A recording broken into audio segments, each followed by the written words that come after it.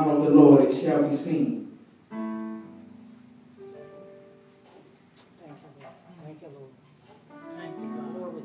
And said, by myself have I sworn, says the Lord, for because thou hast done this thing, and hast not withheld thy son, thine only son, that in blessing I will bless thee, and in multiplying I will multiply thy seed.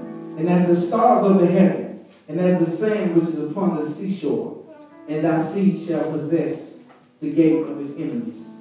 And in thy seed shall all nations of the earth be blessed, because thou hast obeyed my voice.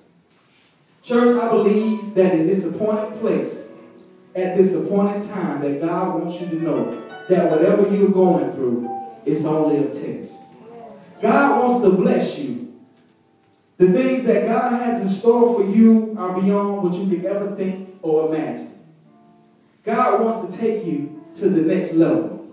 God wants to give you your heart's desire and then bless you again 100 times more. But there are some things in your life that God wants you to let go so that he can fully bless you. He needs to know that you love him more than whatever it is in this world that you love the most. Some of us are holding on to some things and God is saying, let it go. God is saying, let it go this afternoon, church. You're holding on to that one thing in this world, and it's the one thing that is holding you up from God's storehouse of blessings that he has for you. God is saying to you, love that one thing so much.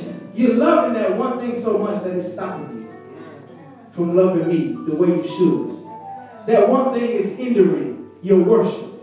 That one thing that you love is hindering your praise. God is saying, I think you might have forgotten that even that one thing you love so much, I'm the one that even gave it to you in the first place. Let it go this afternoon, church. God is saying if you can just let go of the very one thing that you love on this earth and just give it to me, I'll multiply. Let it go, church. There's a popular game show on television called Let's Make a Deal. And on this game show, the host, Wayne Brady, he'll hand you something valuable. Sometimes it's $300, sometimes it's $500, sometimes it may be a trip or an expensive vacation or a big screen television. But he'll give it to you and he'll make you an offer. And he'll say, you can keep this $500 in your hand or you can take what's behind door number 1. But the catch is, you don't know what's behind door number 1. It could be something better than what's in your hand, or it could be a zonk.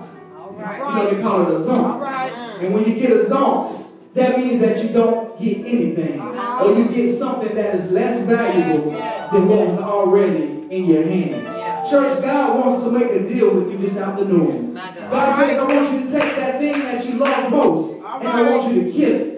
I want you to take that one thing that is the most valuable thing to you on this earth and sacrifice it unto me.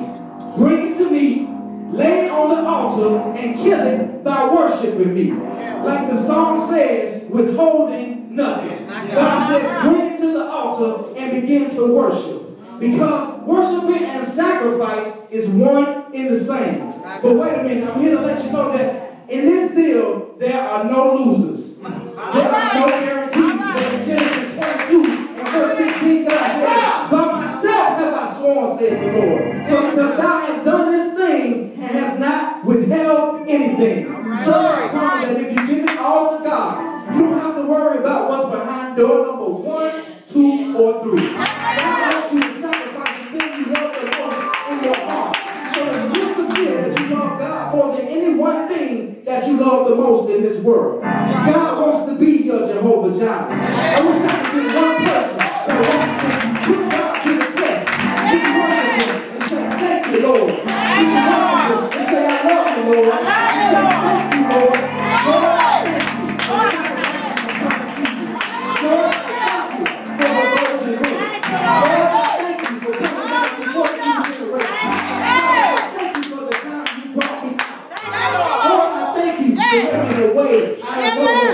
Lord, I thank you for walking down the Via Dolorosa. Lord, I thank you for every single strike that you took. Father, I thank you for the nail in your left arm. Father, I thank you for the